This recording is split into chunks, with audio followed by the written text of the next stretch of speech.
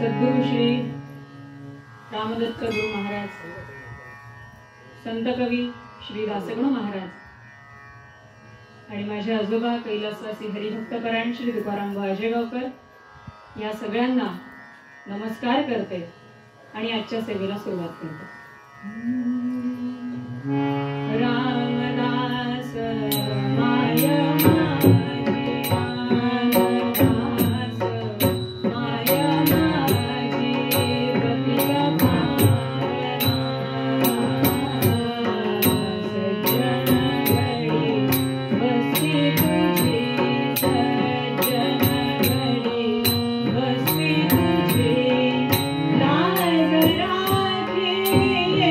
Bye.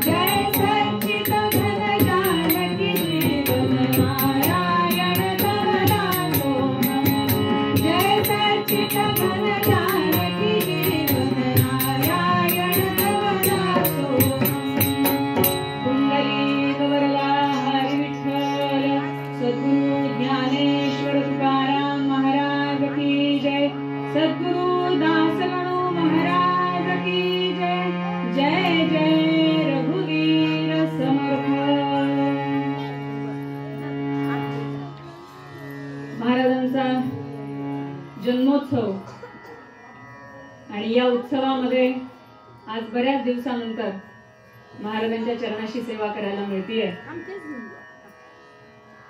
एक वेगळाच आनंद आहे आणि पुन्हा एकदा वेगळं आणि छान असं आख्यान मांडायला मिळतंय, त्याचाही वेगळाच एक आनंद आहे. आख्यान संतांचंच आहे अर्थातच, पण संतांनी आपल्याला काय सांगून ठेवलं ह्याचा बोध करण्यासाठी, त्याचा मार्ग दाखवण्यासाठी म्हणून पूर्वरंग.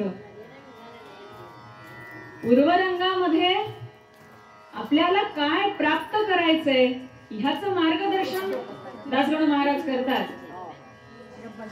अनेक पूर्वरंग दासगणू महाराजांनी लिहिली, हजारोंच्या संख्येमध्ये पूर्वरंग आहेत आणि त्या प्रत्येक पूर्वरंगामध्ये मनुष्याच्या हिताचं काय आणि अहिताचं काय ह्याचं मार्गदर्शन आहे.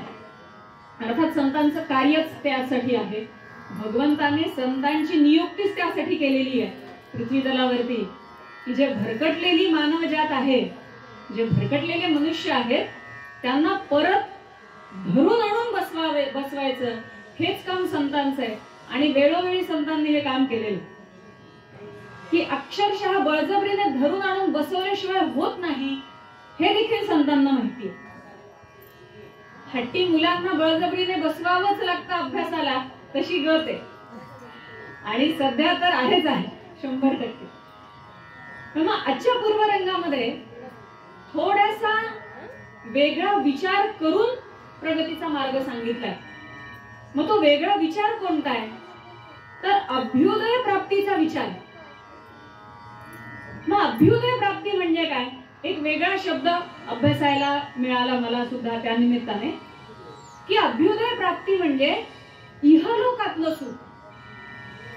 प्रत्येक मनुष्य जो आहे तो सुखाच्या मागे लागलाय हे मान्य आहे, पण पहिला विचार आपण काय करतो की मला तिथे जाऊन उत्तर द्यायचंय, मला स्वर्ग प्राप्त करायचंय, मला मोक्ष मिळवायचाय. अरे बाबा, मोक्ष मिळवशील, पण त्यासाठी हा अभ्युदय प्राप्त होणं पण तितकंच महत्वाचं. अभ्युदय प्राप्त करायचा म्हणजे काय, तर इहलोकामधलं सुख आधी तुम्ही प्राप्त करा, असं दासगणू महाराज सांगतात पूर्वरंगात. मग इहलोक म्हणजे काय, जिथे आपण जगतो, जिथे आपण श्वास घेतो, जिथे आपण कर्म करतो आणि त्या कर्माचं फळ आपण सोबत घेऊन जातो, तो म्हणजे इहलोक.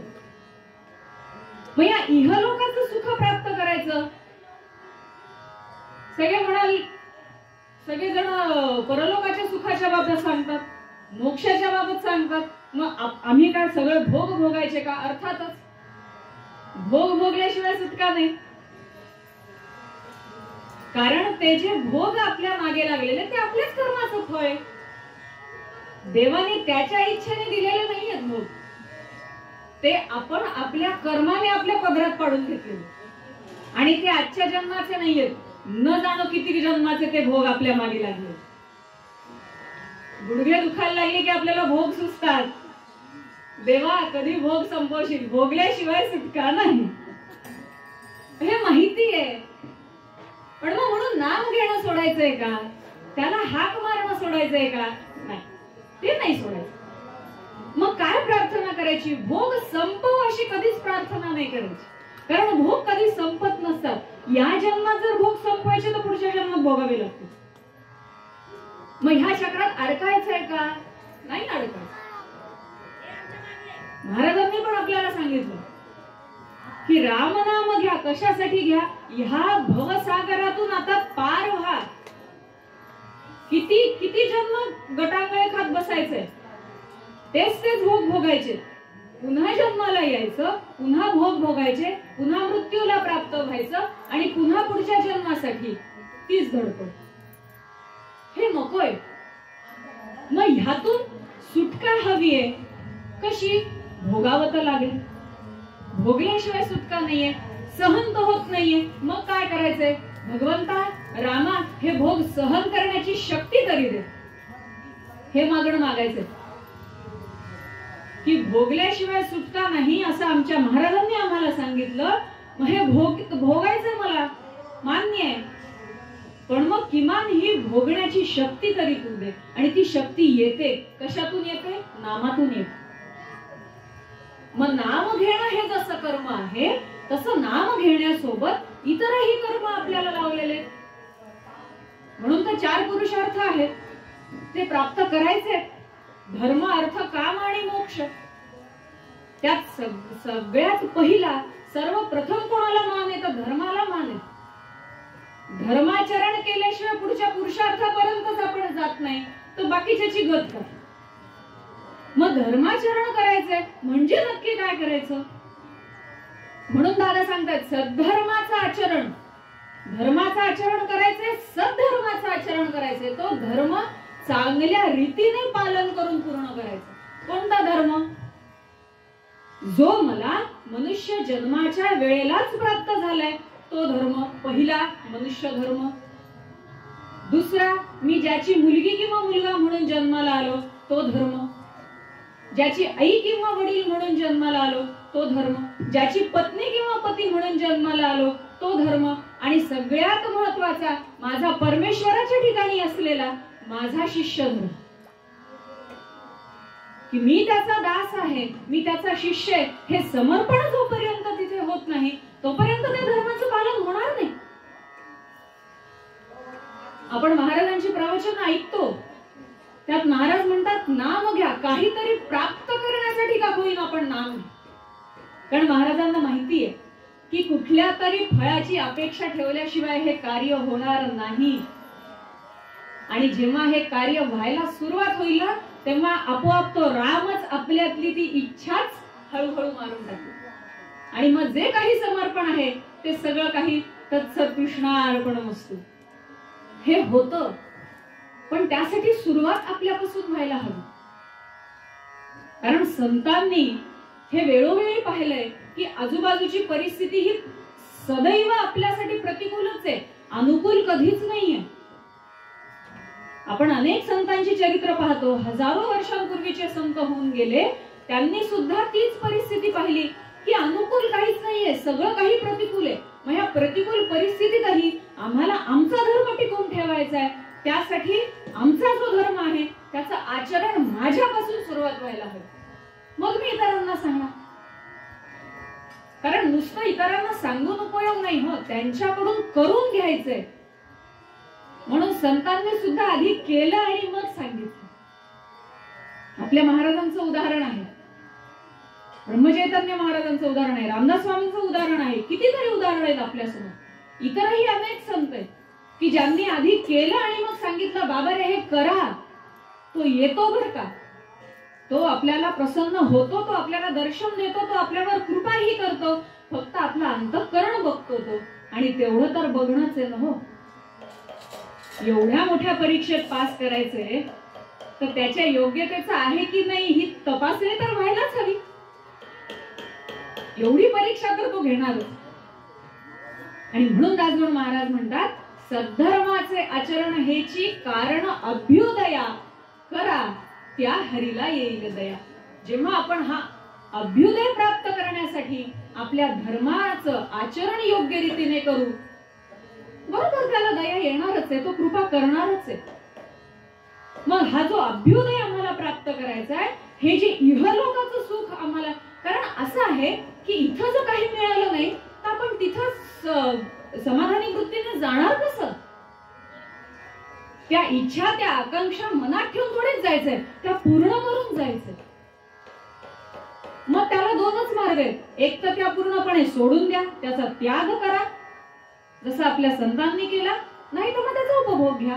दोनच मार्ग आहेत. काय करणं सोपं आहे? आपल्यासारख्या सर्वसामान्याचा उपभोग घेण्याशिवाय पर्यायच नाहीये. कारण आपण जसं म्हणतो की अहो पोट आहे, पोटासाठी कमवावं लागतं, मान्य आहे, पण ते किती हे प्रमाण तर आपण ठरवू शकतो ना. कारण असं आहे की कामना जी आहे ती कधी संपत नाही, इच्छा जी आहे ती कधी संपत नाही. आणि संस्कृतात एक सुभाषित आहे, मला आता त्याचे शब्द आठवत नाहीये, की इच्छा जी आहे, मनोकामना जी आहे ती कधीच म्हातारी होत नसते. तृष्णा जी आहे ती कधीच म्हातारी होत नाही, ती कायम तरुण असते. याचा अर्थ काय? कितीही मिळालं तरी समाधान नाहीये ना. 4 चाकी दारात आहे पण त्याच्यात 4च जण बसतात हो. 6 जण जायचे म्हणलं तर जरा लहानच पडते गाडी, थोडी मोठी घ्यावी, 7 सीटर वगैरे. नाही ना इच्छा पूर्ण झाली. घर बांधलेलं आहे पण 3च खोल्यांचं बांधलेलं आहे. पाहुणे रावळे आली की जरा जागा कमी पडते, अजून एखादा मजला चढवावा असं वाटतंय. मग तो चढवणं एवढं सोपं आहे? मग त्यासाठी इकडून गोळा करतो, तिकडून गोळा करतो, हे करून पाहतो, ते करून पाहतो, संपत नाही. कितीही मिळालं तरी समाधान नाही. म्हणून मग संत सांगतात की तुम्ही तुमचा धर्म ओळखा, म्हणजे मग ती मर्यादा आपण स्वतःला घालून घेऊ शकतो की माझा उद्देश काय आहे, कशासाठी मला भगवंतांनी जन्माला घातलंय, त्याच्या प्राप्तीसाठी, बाकी दुसरं काहीही कारण नाही. समाजाचं कल्याण करायचं आहे, समाजाची प्रगती व्हावी अशी इच्छा आहे, बरोबर आहे, ते करायलाच हवं. पण सगळ्यात मुख्य उद्देश काय? तेवढं करून थांबायचंय का? नाही. ज्याने जन्माला घातलंय त्याला भेटायचं नाही का? की त्याला मी कधी ओळखणार, त्याला मी माझं कधी म्हणणार, त्याचा मी कधी होणार? जेव्हा मी त्याचा पूर्णपणे होईल तेव्हा या जन्माचं सार्थक होईल. आणि त्यासाठी हा मार्ग, जोपर्यंत हे पुरुषार्थ प्राप्त होत नाही तोपर्यंत तो मार्ग सोपा होत नाही. सगळंच प्राप्त करायचंय, मग जसं धर्माचरण करायचंय तसं अर्थ आणि काम सुद्धा महत्वाचे दिलेले. वेडे नव्हते ना आपले जुने लोक. पुरुषार्थांमध्ये जर त्याने काम आणि अर्थाची आम्हाला प्राप्ती करण्यासाठी सांगितलंय तर त्यामध्येही काहीतरी उद्देश हवा. कारण त्या गोष्टी प्राप्त केल्याशिवाय आता आपण म्हणल्यासारखं मनाचं समाधान होत नाही. आणि आजूबाजूची परिस्थिती अशी आहे की फक्त त्या 2 गोष्टींच्या मागे आपण लागलो. मोक्ष तर खूप लांब राहिला हो. मोक्षापर्यंत जाणं प्रत्येकाला शक्य आहे नाही तो खूप पुढचा विषय राहिला. पण आधी धर्म, अर्थ आणि काम ह्या 3 गोष्टींपर्यंत तरी आपण पोहोचायला हवं. त्यासाठी धर्माचरण आपलं किती श्रेष्ठ आहे का फक्त अर्थ आणि काम या दोन्हींच्याच मागे आपण लागलो? सध्याची परिस्थिती तरी तीच आहे. त्याचा भारतात पहिला नंबर आहे श्रीमंती, तर माझा कसा होईल याच्यासाठी सगळी धावपळ चालू. काय गरज आहे? त्याने प्राप्त काय होणार आहे, फक्त नाव. बाकी मग ज्याचा भारतात पहिला नंबर आहे श्रीमंतीमध्ये, तो आपल्यासारखे 4 घास कोरडे का होईना मीठ भाकरीचे खाऊन शांतपणे झोपू शकतो का हो? नाही झोपू शकत. आणि तेच आपण भले नसतील काही जास्त, गरजेपुरते आहेत, एक माळ फक्त रामनामाची करा, इतकी शांत झोप लागते की सकाळच्या सूर्योदयाला बरोबर जाग येते. का बरं होतं असं? त्याची कृपा. कारण समर्पण त्याच्या ठिकाणी आहे. धर्म, अर्थ आणि काम या तिन्ही गोष्टी आम्ही त्याच्या चरणाशी समर्पित केलेल्या आहेत. समाजात जे आजकाल कमी दिसतं, म्हणून दासगणू महाराज पुढे म्हणतात, आता कशाचे दिवस सुखाचे, वैभव आपणावरी रुसुनिया गेले देशांतरी.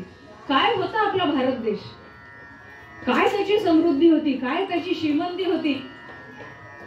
आपण आपल्या स्वातंत्र्य सैनिकांकडून ऐकलेलं आहे, जुन्या लोकांकडून ऐकलेलं आहे की सोन्याचा धूर आपल्या देशामध्ये निघत होता. काय ती श्रीमंती असेल. आणि रामायण महाभारताचा काळ आपण स्वतः अभ्यासलेला आहे. रामायणामध्ये वाल्मिकींनी वर्णन केले की अयोध्या नगरी मधला एकही पुरुष असा नव्हता की ज्याच्या डोक्यावरती मुकुट नव्हता आणि हातात सोन्याचं कड नव्हतं. एकही मनुष्य असा नव्हता. मग ही जर श्रीमंती आमच्या देशाची होती ती लुटून नेलीच ना. आणि लुटून नेणं एवढं सोपं नव्हतं. त्यांनी आधी काय केलं, आपल्या कमजोरीवरती बरोबर घाला घातला. तू श्रेष्ठ का मी श्रेष्ठ, या भांडणामध्ये आपण अडकलो आणि आपलंच नुकसान झालं. एकी जाऊनी बेकी झाली, सौख्य पळाले दुरी, जाहलो तृणवत या भुवरी. आपल्यातली एकीच संपून गेली. साधं एका गल्लीतले लोक आपण एकत्र येऊ शकत नाही, समाजाचं किती कठीण आहे. आणि संतांनी वेळोवेळी हीच धडपड केली की फक्त ह्या समाजाच्या कल्याणासाठी, या सगळ्यांना मला एकत्र आणायचंय. आद्य शंकराचार्यांनी आयुष्यभर तेच कार्य केलं. पूर्व पश्चिम दक्षिण उत्तर जी मठ स्थापना केली, त्या मठ स्थापना करण्यामागचा उद्देश काय होता की तुम्ही पूर्वेकडचे, आम्ही पश्चिमेकडचे, तुम्ही उत्तरेकडचे, ते दक्षिणेकडचे, हा भेदच नकोय. शंकराचार्यांच्या चरित्रात सांगितलं जातं की त्यांनी जणू ते वस्त्र विणले. वस्त्र विणताना जसा एक धागा आडवा असतो तसा एक धागा उभाही लागतो. आणि जेव्हा हे धागे एकत्र येतात, जेव्हा ते एकमेकांशी जुळवून घेतात, जेव्हा त्याच्या गाठी पडतात, तेव्हा ते वस्त्र पूर्ण होतं. एक धागा घेऊन कोणी वस्त्र नाही शिवू शकत. मग जर ही एका वस्त्राची गोष्ट आहे, तर अखंड भारत हा अखंड समाज जर एकत्र करायचा आहे, तर त्यासाठी ही एकी व्हायला नको का? पण दुर्दैवाने ह्या गोष्टी ज्या कालबाह्य होत चाललेल्या आहेत, आणि त्यामुळे या कीर्तन प्रवचनातून सतत, म्हणजे दासगणू महाराजांनीही अखंड तोच उपदेश केला. आमचे वरदानंद भारती ज्यांना आम्ही आप्पा म्हणतो, त्यांनी सुद्धा वेळोवेळी त्यांच्या प्रवचनातून, कीर्तनातून, व्याख्यानातून हाच उपदेश केला की बाबा रे, आज तरुणांनी उभं राहायला पाहिजे. ह्यासाठी आम्ही झगडून आता थकलो. मग आमच्यासारख्या तरुणांनी काय करायचं? एकतर हे व्यासपीठ आहे की ज्याच्यातून आम्ही आवाहन करू शकतो की या आणि एकत्र व्हा. कशासाठी? आपल्यासाठी, बाकी दुसऱ्या कोणासाठी नाही. अहो, कोणी आपल्यावरती 4 तरवारी घेऊन आलं तर आपल्याला प्रतिकार करता यायला हवा. आणि म्हणून शंकराचार्यांनी मठ स्थापना केली. त्या प्रत्येक मठाच्या मागच्या बाजूला कुस्तीचे आखाडे सुद्धा त्यांनी बांधले. कारण त्या मठामध्ये जसं आपल्या धर्माचं शिक्षण मिळतं, तसं शारीरिक बळ जे आहे ते वाढवण्यासाठी ते सुद्धा शिक्षण मिळायला हवं. मग ह्या सगळ्याच गोष्टी समाजासाठी आवश्यक आहेत. हा एवढा विचार का? कारण जोपर्यंत समाज एकत्र येत नाही तोपर्यंत आपलं अध्यात्म टिकून राहणार नाही, आमचा धर्म टिकून राहणार नाही. आणि आम्हाला आमच्या धर्मासाठी धडपड करायलाच हवी. प्रत्येक संतांनी आपल्याला हेच मार्गदर्शन केलं. फक्त सांगण्याचा मार्ग वेगळा आहे, उद्देश एकच आहे की तुम्ही एकत्र या आणि एकत्र येऊन नामस्मरण करा. उपासना कशासाठी आहे? उपासना ही एकट्याने करायची नाहीये, सगळ्यांना घेऊन करायची आहे. मग त्या ठिकाणी का होईना आपले विचार एकत्र यायला हवे, आपले विचार एकसंध राहायला हवे, तेव्हा आपला समाज एकसंध होईल. प्रत्येक ठिकाणी जे आपण एकमेकांबद्दल द्वेष घेऊन बसलेलो आहोत, तो द्वेष जर मनातला बाजूला ठेवला तर आपण एकत्र येऊ. आणि म्हणून या 60 गड्यांनो सावध व्हावे आता, धर्मासीन माना उगाच भाकड कथा. आपला धर्म म्हणजे काही भाकड कथा नाहीये. अतिशय श्रेष्ठ असा इतिहास आहे आपल्या धर्माच्या मागे. इतका श्रेष्ठ धर्म आपल्याला आपल्या रामाच्या आशीर्वादाने जर मिळालाय तर त्याचं रक्षण तर आपण करू शकतो. तो वृद्धिंगत करण्याचं कार्य राम आपल्या हाताने करून घेईल, पण आपण रक्षण करण्यासाठी तरी पुढे व्हावं. आणि म्हणून दासगणू महाराज सांगतात, सद्धर्माचे आचरण हेची कारण अभ्युदया करा त्या हरीला येईल दया. जोपर्यंत आपण अभ्युदय आपला प्राप्त करत नाही तोपर्यंत आपण मोक्षापर्यंत जात नाही. अभ्युदय प्राप्त करा, आपोआपच आपण मोक्षापर्यंत जातो. भगवंताची प्राप्ती आपल्याला तेव्हाच होते. मग या धर्माचं आचरण कसं करावं, मी माझ्या ठिकाणी कसा सक्षम राहील, मी माझी बाजू सोडणार नाही. कितीही प्रतिकूल परिस्थिती आली तरी मी माझी बाजू सोडणार नाही. हा हट्ट जेव्हा आपला असतो ना, तेव्हा प्रत्यक्ष परमेश्वराला सुद्धा आपल्याला मदतीला यावं लागतं. हे पुढच्या आख्यानामध्ये आपण बघणारच आहोत. पूर्वरंगाला एक विराम देते आणि उत्तरंगाकडे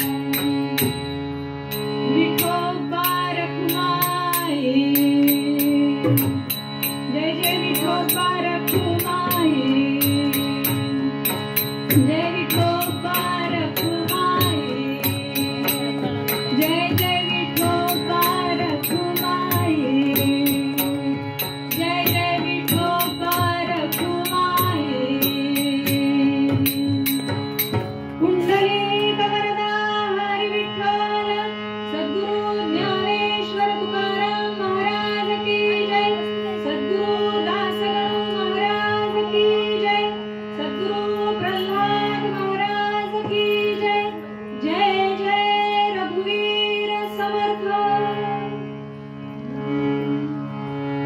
योग्य निकटी असे पुरी पुनीत पूर्वेकडे जिचे स्मरण केलिया दुरित वासना ती झडे बलानुज उभा जिथे स्वजन ताप हारावया स्वभक्त हरीचा तिथे म्हणती लोक लाखाकया. जिथे महाराजांच्या कृपेने इतकं सुंदर दर्शन झालं आपल्या सगळ्यांचं, असं पूर्वीच्या दिशेला समुद्र किनारी असलेलं जगन्नाथपुरी हे 4 धामापैकी जे एक धाम, म्हणजे अगदी ताजा अनुभव असल्यामुळे तो आनंद अजूनही मनात आहे आणि तो अनुभव सुद्धा येतो बऱ्याचदा की काय ते सगळं अवर्णनीय तिथलं वातावरण होतं की जिथे साक्षात भगवंत सजीव रूपात आहे म्हटलं तरी चालतं, अशी ती जगन्नाथपुरी. आणि त्या जगन्नाथाच्या चरणकमलावरती आपलं सर्वस्व अर्पण केलेला त्याचा लाडका भक्त असा लाखा, ज्याचं नाव होतं, तो कोल्हाट्याच्या जातीचा होता. महाराजांच्या कृपेने हेच आख्यान तिथे लावायचं सद्भाग्य मिळालं होतं.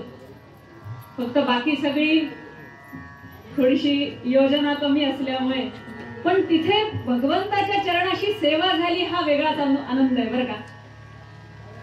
म्हणून ते आख्यान पुन्हा एकदा थोडस आपण त्याचा आनंद घ्यावा म्हणून आजच्या दिवशी मुद्दाम ते घेतेय की असा तो लाखा भक्त जो कोल्हाट्याच्या जातीत जन्माला आला. आता आधीच तर तो अतिशय जुना काळ आणि तेव्हा आपल्यालाही माहिती की सगळ्याच जाती धर्मांचं पालन किती कडक होतं आणि ही जात मोठी ही जात कनिष्ठ असं जे काही तेव्हाचं वातावरण होतं आपल्या देशामध्ये, त्या सगळ्या परिस्थितीला बघता कोल्हाट्याची जात ही अगदी क्षुद्रापेक्षाही खालची मानली जायची. त्याचं वर्णन बऱ्याच कीर्तनांमध्ये ऐकलं की शूद्र सुद्धा त्या कोल्हाट्याच्या हातचं पाणी पित नव्हते, एवढी ती जात खालची मानली जायची.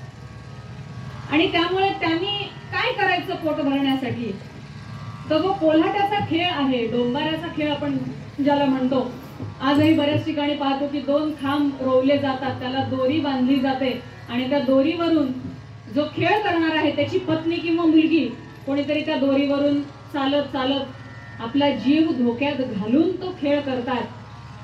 आणि खाली सुद्धा जो कोल्हाटी आहे तो आपला जीव की प्राण एकत्र करून त्या जोशामध्ये तो ढोल वाजवतो आणि त्यातून जे काही 4 पैसे मिळतील त्याच्यावरती उदरनिर्वाह.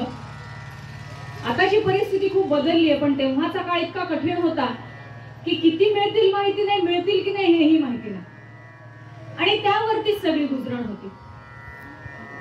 आणि अशा ह्या परिस्थितीत, अशा ह्या जातीमध्ये जन्मलेला हा लाखा भगवंताचा निस्सीम भक्त की माझा सर्वस्व म्हणजे माझा जगन्नाथ, त्याच्याशिवाय माझं दुसरं कोणीच नाही, ही श्रद्धा त्याची. आणि ह्या श्रद्धेपोटी तो अखंड भगवंताची सेवा करायचा. मग कसा होता हा लाखा, दासगणू महाराज वर्णन करतात. लाखा कोल्हाटी कोल्हाटी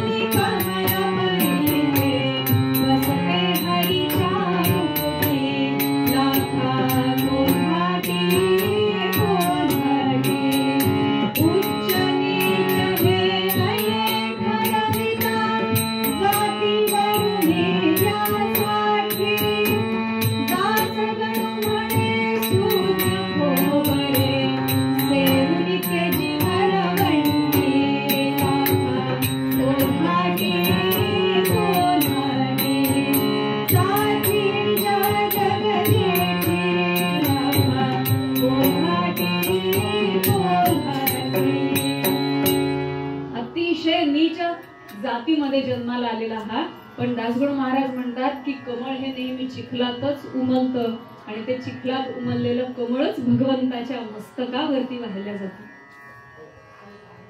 पारिजातकाची फुलं ही खालीच पडतात रस्त्यावरती आणि तीच फुलं वेचून आपण भगवंताला तसा हार करतो.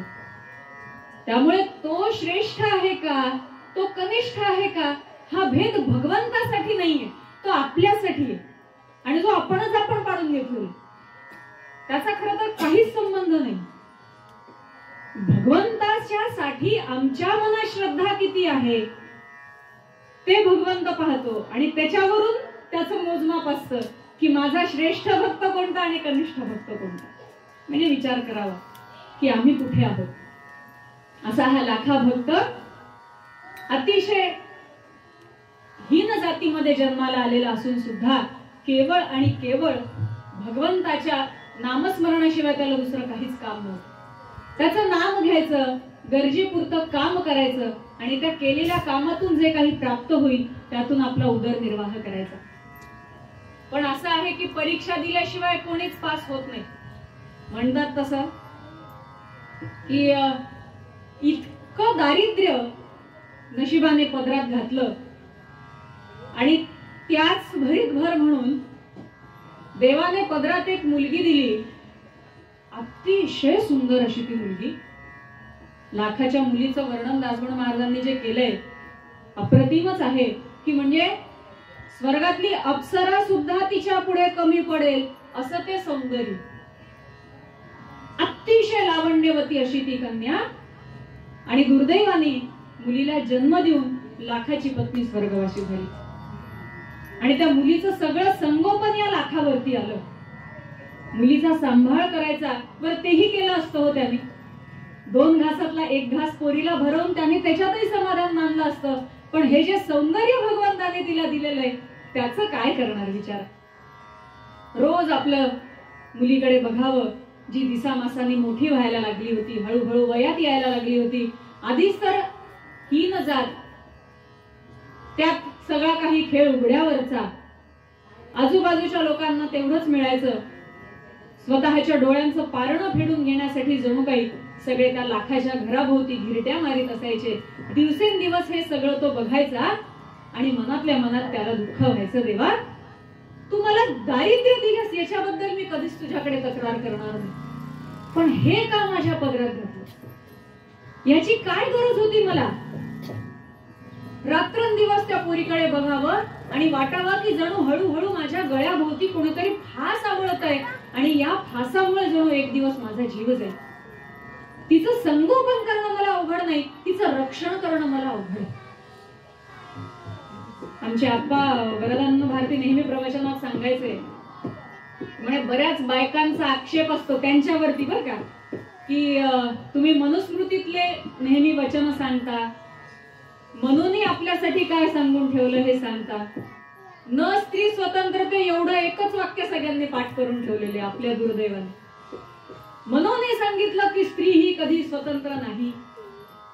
आप्पा म्हणायचे हा विचार आपण आरशात बघून करावा की तिचं रक्षण का बरं करायचंय. ती लहान असताना वडिलांनी, तरुण असताना पतीनी आणि वृद्धापकाळी मुलांनी हे रक्षण का बरं करायचंय ह्याचा आपणच विचार करावा.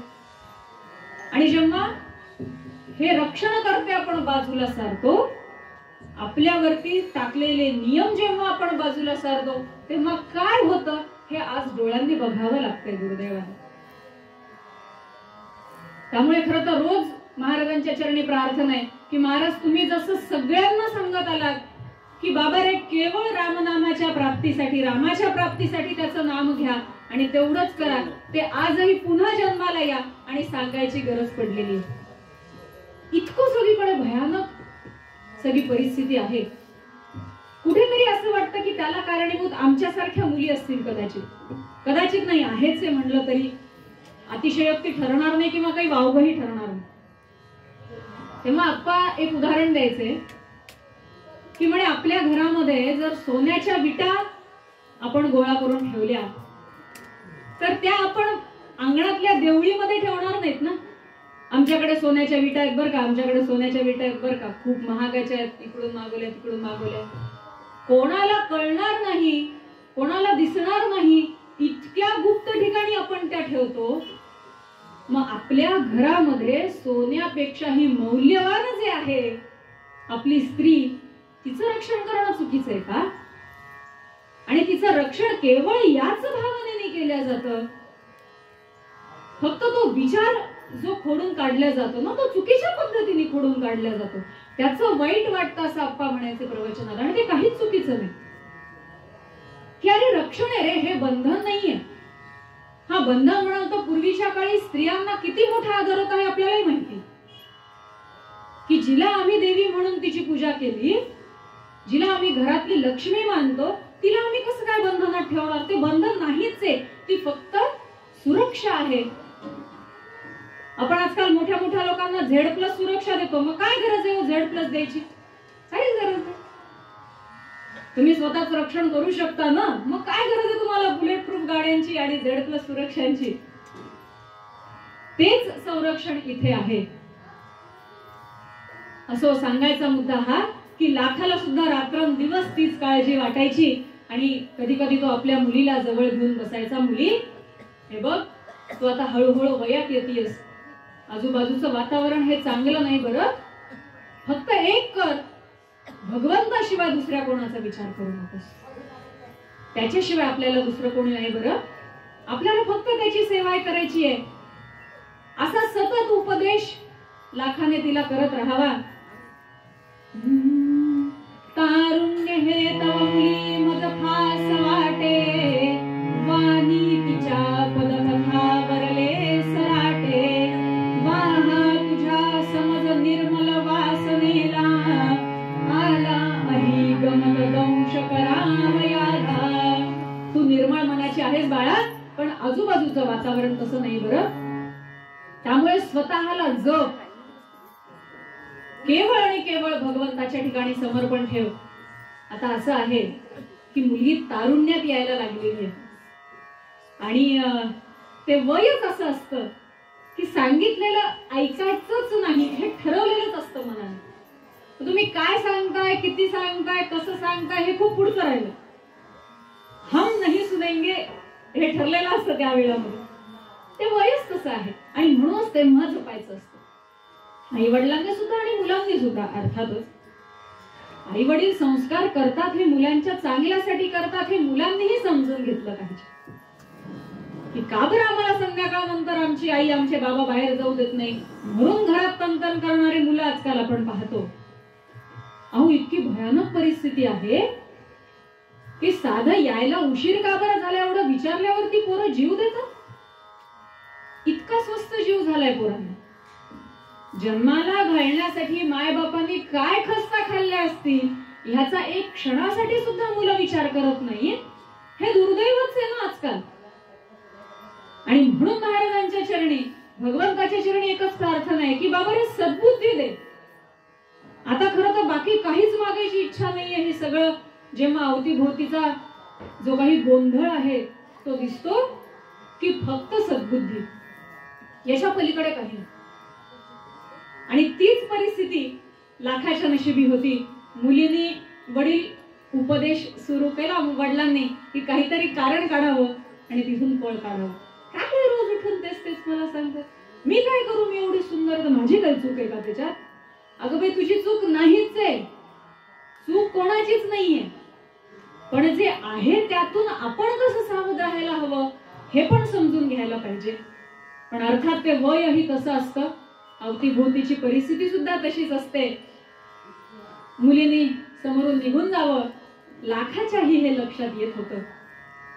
पोरगी निघून गेली की लाखाने भगवंताकडे तोंड करून हात जोडावे, देवा सौंदर्य हेच राजाचा कन्ये सकान वारिले, बापारिजात वृक्षाला वाव किरड्यात लोटिले, कौस्तुभ मर्कटातरी दीर्घया हरी गती नावरी, त्याची होईल त्या योगी जीव जाईला.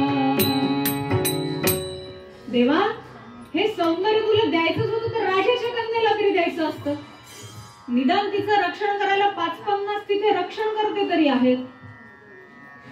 म्हणजे तू असं केलंयस की पारिजात वृक्ष तर लावलायस पण तो उकिरड्यावर लावलेला की त्यातलं एकही फूल देवाच्या कामी येणार नाही. तशीच गत तू माझी केलेली असणार आहे. हे सौंदर्य जर तू राजाच्या कन्येला दिलं असतंस तर तिथे तिचं चीजही झालं असतं आणि रक्षणही झालं असतं. हे तू माझ्या पदरात का टाकलंस? रोज लाखांनी याबद्दल विचार करावा, देवाला प्रार्थना करावी आणि शेवटी नशीब असं म्हणून दिवस ढकलायचे या विचाराने भूमीवरती पाठ टेकून डोळे मिटावे. मुलीलाही दिवसेंदिवस हे सगळं असह्य व्हायला लागलं. रोज उठून काय बाबा मला उपदेश करतात. कारण त्या गावातली जी काही तरुण मंडळी होती ती आता धिरट्या घालायला लागली आणि शेवटी वय असं आहे की तिला लक्षात येते की माझ्याकडे असं काहीतरी आहे की जे ह्या सगळ्यांना आकर्षित करते. म्हणजे मी काहीतरी वेगळी आहे, मी कोणीतरी वेगळी आहे, माझ्याकडे काहीतरी वेगळं आहे. आणि मग असं असतं की माझ्याकडे काहीतरी आहे म्हणल्यानंतर तो अहमभाव जागृत होतो. माझ्याकडे आहे तर मग 4 लोक माझ्याकडे बघतायत ना, मग जरा माझा भाव वाढला अशा अर्थाने. आणि त्यामुळे रोज तिने तो विचार करावा, समुद्र किनारी जाऊन बसावं आणि जसं देवाने सौंदर्य दिलं होतं तितकाच सुंदर गळा देखील तिला दिला होता. रोज त्या समुद्र किनाऱ्यावरती संध्याकाळच्या वेळी जाऊन बसावं आणि सुंदर असं गीत म्हणावं तिने. मुरली कशास्तव ही करी धरिली, मुरली कशास्तव ही करी धरिली, निरसा सुनीला तुझ प्रियधारी, तुझ गोष्टी तूही जशी करीसी, पैती कळवी त्या सकलांची, योग्य खजिकणाही प्रेमासी, कुठे रसिकता हरित वगैरे, मुरली कशास्तव ही करी धरिली, मुरली कशास्तव, मुरली कशास्तव, मुरली कशास्तव ही करी धरिली. आपल्या सुंदर अशा गळ्याने तिने वेगवेगळी गीत तिथे गावी. आणि असं झालं एकदा तिच्या नशिबाने की ती असं सुंदरसं गीत समुद्र किनाऱ्यावरती बसून गात होती आणि त्याच वेळेला त्याच गावातल्या राजाचा मुलगा राजकुमार इथून जात होता समुद्र किनाऱ्यावरून. आणि जाता जाता ते सूर त्याच्या कानावर पडले आणि अक्षरशः तो तिथेच थबकला, रथाच्या खाली उतरला. काय ते सुमधुर स्वर, कोण गातं एवढ्या गोड आवाजामध्ये? त्याने त्याच्या मित्रांना पाठवलं, जा रे बघा म्हणे कोण आहे, बघा जरा चौकशी करा. मित्र गेले आणि काही वापसच नाही आले. तो म्हणे अरे बापरे, वापस आले नाही म्हणजे काय गडबडे. पुन्हा काही मित्रांना पाठवलं, नंतर सेवेकरी जे होते त्यांना पाठवलं, कोणीच परत यायला तयार नाही. झालंय काय नक्की, काही भुताटकी वगैरे प्रकार आहे का काय? मीच जाऊन बघतो. तलवार काढली आणि निघाला. जाऊन बघतो तो काय, हातातली तलवार कधी गळून पडली त्याला कळलं नाही.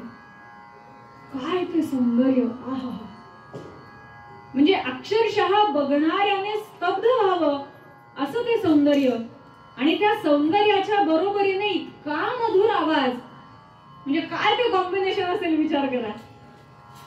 आपण रेअर कॉम्बिनेशन म्हणतो ना, तशातला काहीतरी प्रकार तो असणार आहे नक्कीच. आणि ते बघितलं त्यांनी आणि ते लव्ह ॲट फर्स्ट साईट वगैरे म्हणतात ते तसं काहीतरी झालं. हा प्रेमातच पडला तिच्या आणि तिच्या समोर जाऊन उभा राहिला. तिला म्हणतो कसा, रंभोरुवरी तू मला मग तुझे दारिद्र्य हे संपले, तारुण्ये तुझी या तनु सरमणी ती आज शृंगारिले, जाई माल तिला बहार असल्या भोगता तिला पाहिजे, माझी या वचना समान म्हणून त्वाये धवा देजे. मुली, तू कोण आहेस, कोणाची आहेस, कुठली आहेस, मला बाकी काही देणं देणं नाही, मला तुझ्याशी लग्न करायचं आहे. बरं, तिच्या एकूण कपड्यांवरून वगैरे त्याला अंदाज आला की ही काही फार काही चांगल्या घरातली नाही. फाटके तुटके वस्त्र आपले 10 ठिकाणी ठिगळ लावलेले, पण तुझं हे जे दारिद्र्य आहे ते एका क्षणात संपलं. तू माझ्याशी लग्न कर, तुला मी माझी राणी बनवून ठेवतो. आता तिने हे सगळं पाहिलं आणि चक्रावून गेली ना. हे एवढे दिवस नुसते आपल्या अवतीभोवती फिरणारे इथपर्यंत ठीक होतं. सरळ सरळ समोर येऊन म्हणतो माझ्याशी लग्न कर. कोण कुठला काय बरं दिसतोय तर खरी राजाच्या. हो म्हणे आमचे राजकुमार आहेत. त्याचे मित्र सांगायला लागले बापरे राजकुमार. ती म्हणते नाही नाही असं नका करू, तुम्ही राजकुमार आहात. तुम्ही कुठे आम्ही कुठे. मी एक साधी कोल्हाट्याची पोर, आपला मेळ कसा काय बसणार आहो म्हणे. तो म्हणायला लागला ते मला काही ऐकायचं नाही. ते जाती धर्म वगैरे त्यात आम्ही काही पडत नाही, आम्ही काही त्या गोष्टी मानत नाही. ते म्हणे अहो तुम्ही मानत नसाल पण आम्ही मानतो ना. हे समाजाला मान्य असणारच नाही. हे जर कळतंय तर मी कसं काय या गोष्टी मान्य करू. बरं सगळ्यात महत्वाची गोष्ट म्हणजे मी माझ्या वडिलांच्या संमतीशिवाय हे करू शकत नाही. नशिबाने तेव्हा एवढं तरी विचारायची पद्धत होती. आजकाल तर काय सगळं आनंदच. मी माझ्या वडिलांच्या आज्ञेच्या पलीकडे नाही. त्याने आपले काढले कुठले कुठले महाभारतातले वगैरे दाखले. हा वडिलांची परवानगी वगैरे. तुला माहित नाही का म्हणे दुष्यंत आणि शकुंतलेचा विवाह कसा झाला. होतं माहिती तरी होतं का म्हणे कण्व मुनींना. आता त्याला काय माहिती, त्यांनी फक्त आपली एवढंच ऐकलेलं की दुष्यंताने शकुंतलेशी विवाह केला. तेव्हा काही कण्व मुनी आश्रमात नव्हते आणि त्यांनी विवाह केला आणि तो निघून गेला. एवढंच आहे का. त्याचा मूळ इतिहास काय आहे, मूळ कथानक काय आहे ते ही त्याला सांगतीये. म्हणजे तू जरी नसेल वाचलं ना तरी मला माहितीये. म्हणजे मला माझ्या वडिलांनी सांगितलंय, कारण त्यांनी अनेक पुराणं वाचलेले आहेत, त्यांना अनेक गोष्टी माहिती आहेत. एक तर सगळ्यात महत्वाचं, शकुंतला ही ऋषिकन्या म्हणल्याबरोबर दुष्यंत आधीच 2 पावलं मागे गेला होता. इतका धर्म त्या काळी जागृत होता की मी जर क्षत्रिय आहे तर मी ऋषिकन्याशी कस काय विवाह करणार. पण दुसरी शंका त्याच्या मनात आली की ज्या अर्थी माझं मन हिच्याकडे आकर्षित झालंय त्या अर्थी काहीतरी गडबड आहे. आणि म्हणून तिच्या मैत्रिणींजवळ त्याने चौकशी केली. तेव्हा त्यांना कळलं की ही अप्सरा कन्या आहे मेनकेची. मग त्याला कळलं की अर्थात ही क्षत्रियाची मुलगी आणि म्हणूनच कदाचित माझं मन, कारण मी माझ्या धर्माशी इतका एकनिष्ठ आहे की मी असा चुकीचा वागूच शकत नाही. माझ्या मनात विचारच येणार नाहीत, वागणं तर लांबच राहणार. इतका विश्वास त्या काळी आपल्या लोकांना आपल्या धर्माचरणावरती होता. सांगायचा मुद्दा हा. आणि म्हणून मग ते कण्व मुनींची परवानगी वगैरे ते सगळं पुढचं राहिलं. पण मूळ मुद्दा हा आहे. आजही बऱ्याच ठिकाणी असे अनेक दाखले दिले जातात की ज्याचा बुडणं शेंडा कोणाला माहिती नसतो. उगी आपली उचलली जीवन लावली टाळ्याला कुठल्या कुठे काही उदाहरणं देत फिरतात. त्यालाही काहीच अर्थ नाही. अगदी अलीकडे एका ह्याच्यात सुद्धा सत्यवान सावित्रीच्या बाबतीत सुद्धा असंच हे आहे. मला असं वाटतं या आख्यानाचंच एक मी हे ऐकत होते की त्यामध्ये म्हणे सत्यवानाशी विवाह करायला सावित्रीच्या वडिलांनी नाही म्हणलं होतं तरी सुद्धा तिने त्याच्याशी विवाह केलाच न. पण केला. त्याच्या मागचं कारण काय होतं की आधी हा विवाह निश्चित झाला होता. नंतर जेव्हा त्यांची पत्रिका बघून असं कळलं की तो अल्पायुषी आहे तेव्हा सावित्रीचे वडील तिला म्हणतात की तू विवाह करू नको. पण सावित्री म्हणते की एकदा माझ्या मनाने जर त्यांना पती म्हणून मी कबूल केलेला आहे किंवा मी त्यांना वरला आहे तर आता मी मागे नाही हटू शकत. म्हणजे तू नाही तो तो, तो नाही तो तो, असे संस्कार आपले नव्हते. हे संस्कारच आपल्या धर्मात नाहीयेत म्हणून हे सांगावं लागतं, कारण परिस्थिती आजूबाजूची तशी आहे. लाखाची मुलगी सुद्धा त्याला समजून सांगायला लागली की बाबा रे असं नसतं. उगाच तू कुठले काहीच्या काही उदाहरणं माझ्या समोर मांडू नकोस. हे काही मान्य होणार नाहीये आणि त्यामुळे तू हे सगळं विसरून जा आणि मला माझ्या कामाला जाऊ दे असं म्हणून ती तिच्या समोरून निघून गेली. ऐसे तयासी बोलून गेली कन्यका निघून तिच्या योगे तरुण विरह कोळला मानसी. आता ह्याच्या मनात तर मग ती सोडून गेली. आता मी काय करू. करायचं तर तिच्याशीच. राजवाड्यावर आले. राजेसाहेब बघतायत आपल्या पोराचं काही लक्ष नाही, काहीतरी गडबड झालेली आहे. मित्रांना विचारलं, काय रे काय झालं? असं असं झालं म्हणे. एवढंच ना, एक काम करा म्हणे, त्याला एक गाडी भरून सोन्याच्या मोहरा पाठवा, एक गाडी भरून सगळे भरजरी वस्त्र पाठवा आणि आमचा निरोप द्या म्हणे की तुमची मुलगी आमच्या घरची सून आम्ही करून घेणार आहे. ठीक आहे म्हणे. पाठवलं सगळं. लाखाने आपलं त्याच्यावरती तुळशी पत्र ठेवलं आणि वापस पाठवून दिलं. राजे साहेब क्षमा करा, पण हे मी नाही करू शकत, हे शक्यच नाहीये, त्यामुळे तुम्ही पण याचा अट्टहास करू नका. राजाने अजून एक युक्ती काढली. अच्छा म्हणे, असं मानत नाही का, एक काम करा म्हणे, त्याला बोलवा म्हणे आपल्या राजवाड्यात खेळ करायला. असं करू, त्याच्या मुलीलाच आपण आपल्याच त्याला काय म्हणतात ते वश मध्ये करणं वगैरे तसं काहीतरी करता येतं का बघू, आणि मग सांगता येईल त्याला की आता काय आम्ही तुझ्या पोरीला इथून वापस पाठवत नाही, बघू म्हणे काय कर, आपल्या राजवाड्यात आल्यानंतर तो काय करू शकणार आहे. ठीक आहे म्हणे. दुसरं पत्र गेलं की राजे साहेबांनी त्यांच्या राजवाड्यामध्ये तुम्हाला खेळ करायला बोलवलेलं आहे. त्याच पत्राच्या उलट्या बाजूने लाखांनी उत्तर लिहिलं, अन्यत्र नामदीय खेळ कुठेच होई, या राऊळा विण तुला कथवर मकाई, येथेच तिष्ठत सदा यजमान माझा, देवादिदेव हरिहाय दुराय राजा. माझा खेळ केवळ आणि केवळ माझ्या भगवंताच्या समोर होणार, तो माझा यजमान आहे. मला बाकी कोणी माझा खेळ बघतोय नाही बघतोय मला याच्याशी घेणं देणं नाही. माझा खेळ फक्त त्याच्यासाठी होणार आणि मी खेळ फक्त त्याच्यासाठी करणार. मी दुसरीकडे कुठेही माझा खेळ करणार नाही. त्याची जागा ठरलेली होती, बरोबर भगवंताच्या त्या मूर्तीच्या समोर त्याचा खेळ चालायचा. आपण तिथे त्या सगळ्या आजूबाजूच्या मंदिरात असताना एक उत्कंठा होती मनामध्ये की नक्की तो लाखा कुठे उभे राहत असेल.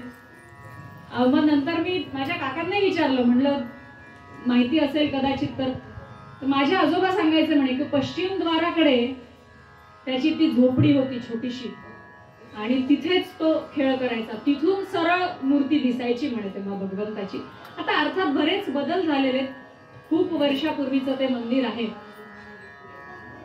तर लाखाने असा निरोप पाठवला. आता काय करायचं काय करायचं काय करायचं. शेवटी राजा म्हणे बरं ठीक आहे चला, तसं तर तसं आपण तिथे जाऊ, तिथे जाऊन त्याच्या पोरीला गळ घालू. त्याने सगळे झिडकारलंय ना, त्याच्या पोरीने कुठे अजून पाहिलंय आपलं वैभव काय ते. चला म्हणे. लवाजमा सहित सगळे आले. राजाची स्वारी आली म्हणल्यानंतर आधी सगळे सैनिक उभा राहिले, मग ते रिंगण केलं. मध्ये राजा साहेबांना बसायला मोठं सिंहासन, त्यांच्या शेजारी त्यांचे राजपुत्र, अशी सगळी तयारी झाली. लाखाला सांगितलं चला म्हणे करा म्हणे खेळ सुरू. राजासाहेब प्रत्यक्ष बघायला आले. ठीक आहे म्हणे, काही हरकत नाही. त्याने आधी सांगितलं होतं कोणी येऊ न येऊ, माझा खेळ माझ्या भगवंतासाठी आहे. त्याने भगवंताला हात जोडले आणि खेळाला सुरुवात झाली. दादा वर्णन करतात, उगम खेळासी आली कोल्हाटी रंगासी, उगम खेळासी आली कोल्हाटी रंगासी, विश्वास स्तंभ साचार आहे केवढे थोर, भावाचा बांधिला दोर, फिरायाची जशी आली कोल्हाटी रंगासी.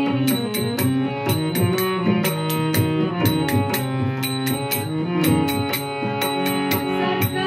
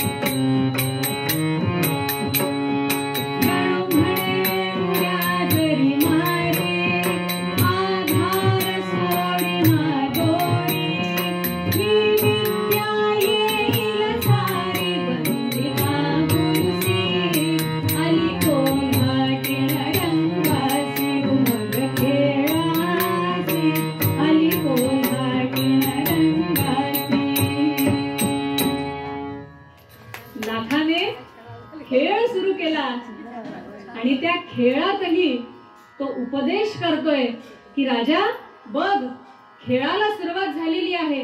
कशाचा खेळ आहे हा? कोल्हाटीण जी रंगाला आलेली आहे, विश्वासाचे हे 2 स्तंभ उभे केलेले आणि त्यावरती जो दोर आहे तो भावाचा दोर बांधलेला आहे तिला फिरण्यासाठी. जो थाळा ठेवलेला आहे तो थाळा जो आहे तो भक्तीचा थाळा आहे आणि त्यामध्ये ती स्वतःचा तोल सावरतीये. आणि या सगळ्यामध्ये तिने उड्या जरी मारल्या तरी सुद्धा तिची दोरी जी आहे ती तिचा आधार सोडत नाही. कारण हा जो हातामध्ये तिच्या बांबू तिने धरलेला आहे तोल सावरण्यासाठी, तो पाप पुण्याचा आहे आणि तो जोपर्यंत ती स्थिर ठेवणार नाही तोपर्यंत तिचा तोल जाणार नाही. काय तो उपदेश आहे हो!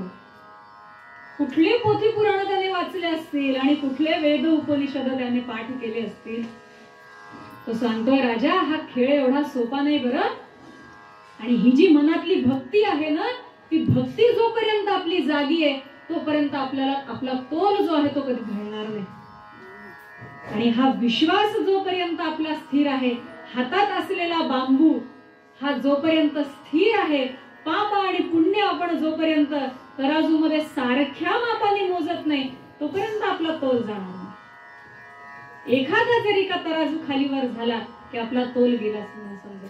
इतका उच्च दर्जाचा संदेश लाखा त्या राजाला देतो. पण असं असतं की पैशाची उर्मी असले ना की नाही हो दिसत, काहीच नाही दिसत. ती डोळ्यावरती झापड एवढी आलेली असते की तुम्ही डोकं फोडा, काही फरक नाही पडत. त्या दगडाला काही फरक पडतो का? तशी ग्रोथ होऊन जाते उपदेश करणाऱ्याची सुद्धा. पण खरंच कमाल आपल्या संतांची आहे, थकले नाहीत हो आपले संत.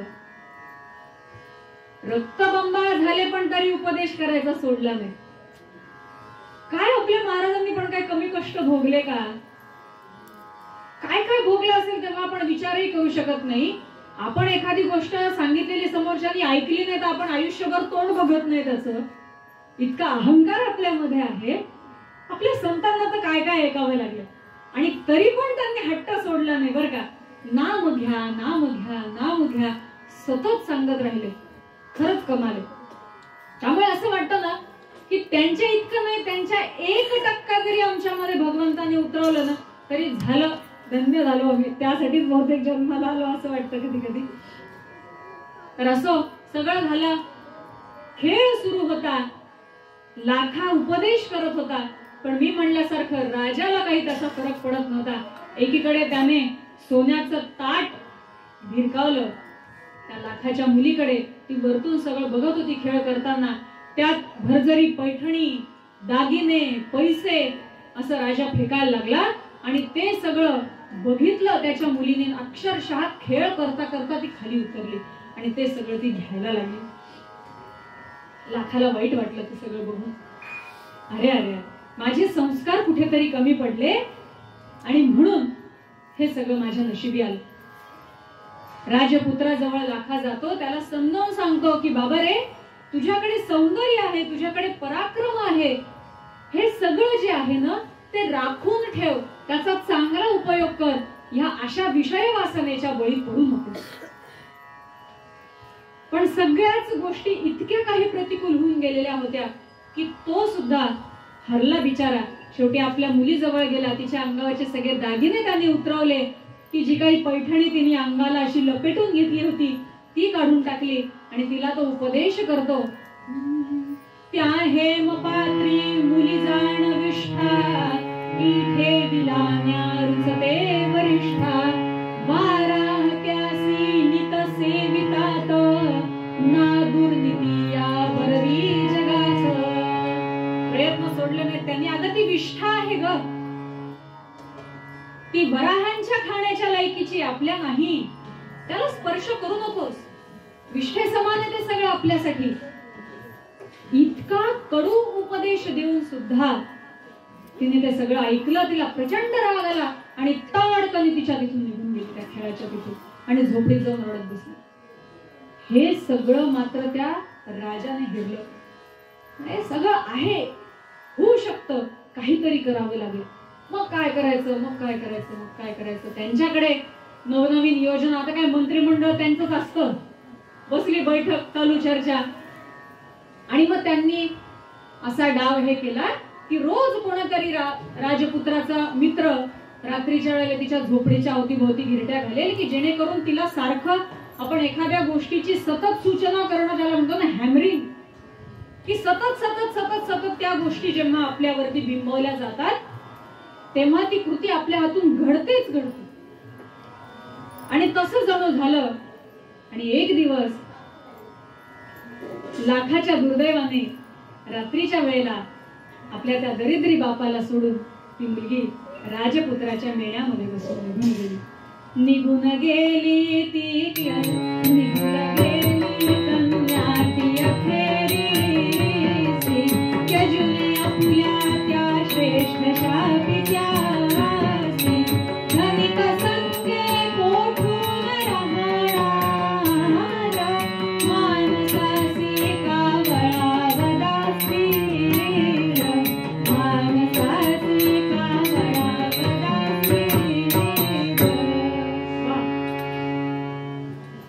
दादांनी सुद्धा उदाहरण दादगुण महाराजांनी इतकं सुंदर दिलंय. ते म्हणतायत चूक लाखाची नाहीये. मानस सरोवरावरती कावळा एक क्षण सुद्धा टिकत नाही असं सांगतात. आता ते मानस सरोवर तिथे जाऊनच आपल्याला बघावं लागेल. सांगायचा मुद्दा हा की तिथलं वातावरण इतकं पवित्र आहे की तिथे कावळा एक क्षण सुद्धा टिकून राहत नाही असं म्हणतात. तशी परिस्थिती झाली की आपल्या अतिशय श्रेष्ठ अगदी भगवंताच्या ठिकाणी समर्पित असलेल्या अशा त्या श्रेष्ठ अशा पित्याला सोडून शेवटी ती निघून गेली.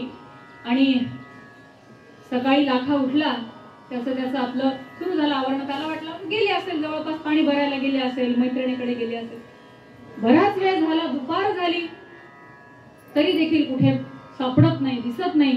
काळजी लागली लाखाला, इकडे तिकडे शोधायला लागला. कुठे गेली, कुठे गेली, कुठे गेली.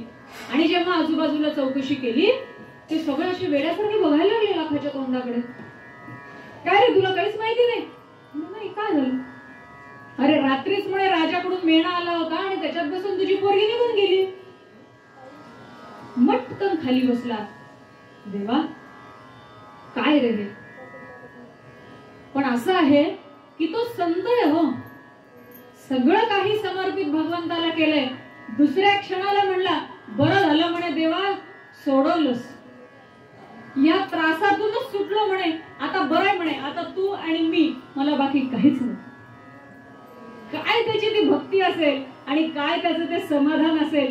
त्रागा नाही, चिडचिड नाही, तणतण नाही, आदळापट नाही, काही नाही. भगवंताचे आभार मानले, देवा आता पूर्णपणे फक्त तुझं नाम आणि तुझी भक्ती.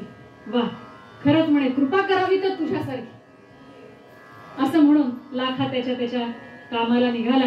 पुन्हा आपले बांबू रोवले, रोजची वेळ झाली होती, खेळाची दोरी बांधली आणि ढोल वाजवायला सुरुवात केली. पण कोण होतं हो खेळ करणार?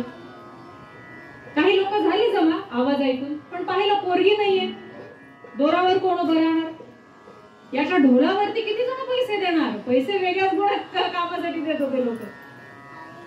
जे कोणी आलेले नेहमीचे होते त्यांनी आपले 2-4 जे काही असतील देवाचे ठरले ते आपले दिले आणि निघून गेले. 2-3 दिवस तेवढं झालं, नंतर तर तेही येणं बंद झालं. हळूहळू हळूहळू असं झालं, गेली कन्यका निघून, खेळा प्रती पडले शून्य, त्या योगे उपोषणा घडू लागले लाखासी. तर त्याचं काही सेव्हिंग्स नव्हतं, रोजची कमाई नाही तर बाबा व्याजावर चालू, जे काही आहे ते आज मिळालं, खाल्लं, जमलं, काय करायचं. हळूहळू हळूहळू त्याने आपलं जाऊन बसावं, त्याची सेवा सुरू करावी. एकही माणूस यायला तयार नाही आणि कोणी बघायला आलं नाही. त्यामुळे त्या खेळाचे त्याला जे काही मिळत होते 2-4 आणे, त्या काळी जे काही असतील चालीरीतीप्रमाणे, ते सगळं मिळणं बंद झालं. 2 वेळच्या खायची भ्रांत झाली हो. उपासमारीची वेळ आली, पाणी पिऊन जगू लागला बिचारा. पण एकदाही देवाकडे तक्रार केली नाही, हे महत्वाचं. जशी तुझी इच्छा असं म्हणावं, ठरलेल्या वेळेला खेळ करावा. जेवढा वेळ होता तेवढा वेळ त्यांनी आपला ढोल वाजवावा आणि नंतर भगवंताला साष्टांग नमस्कार करून आपल्या झोपीत परत जा. पण कधी कोणापुढे हात पसरले नाही की अहो खेळ करायला कोणी नाही, मला द्या, अजिबात नाही. शेवटी देवालाच दया आली. काय करू म्हणे, याला 2 घास खायला मिळत नाहीये, आता याच्यासाठी मी काय करू. देवाला चिंता लागली. देव म्हणतात लक्ष्मी आई साहेबांना, करा म्हणे काहीतरी युक्ती. आता याला कसं मी काही देऊ म्हणे की याचं पोट भरे. देवाला अन्न गोड लागे ना हो, हा उपाशी झोपायला लागला. भगवंताचीच युक्ती की गुजर देशीचा राजा तिथे दानधर्म करायला लागला. त्याच्यात चातुर्मास त्याने तिथे ठरवला होता पुरीमध्ये. गुजर देशीचा भूप एका जगन्नाथासी पुरीत वंदना, तया पाहून हर्षले क्षेत्रवासी, पारजाच्या नामुळीच वैभवासी, पारजाच्या नामुळीच वैभवासी. काय त्याचं ते वैभव, अक्षरशः गाड्यांनी तो धान्य आणि धन सगळं काही घेऊन आला होता. रोजचे दान धर्म त्याने सुरू केले. चातुर्मास तिथे करायचा.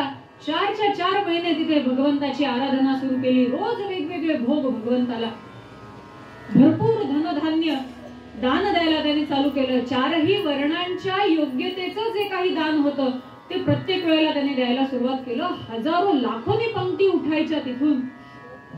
पण या सगळ्यामध्ये लाखा बिचारा उपाशीच होता. कारण नीच जात, त्याला कोण बोलवणार, कोण खाऊ घालणार. देवाला वाईट वाटलं. अरे अरे अरे, तू माझ्यासाठी दान धर्म करतोस आणि जो माझा भक्त उपाशी राहिलाय त्याच्याकडे कोणीच बघत नाही. म्हणजे फक्त तुम्ही दिखाव्यासाठी करणार. आम्ही एवढ्या मोठ्या उत्सवामध्ये हजारो लाखो रुपयांचं अन्नदान केलं, पण सगळे जेवले का हे बघायचं काम कोणाचं.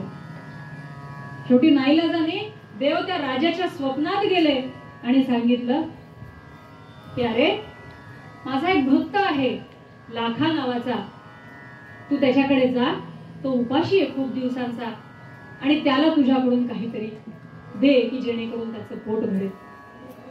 तर राजाला अतिशय आनंद आला. वा वा वा, कोण म्हणे हा लाखा, हर देवाचा लाडका भक्त दिसतोय म्हणे, माझ्या स्वप्नात देव आला, त्याला काहीतरी दे म्हणून.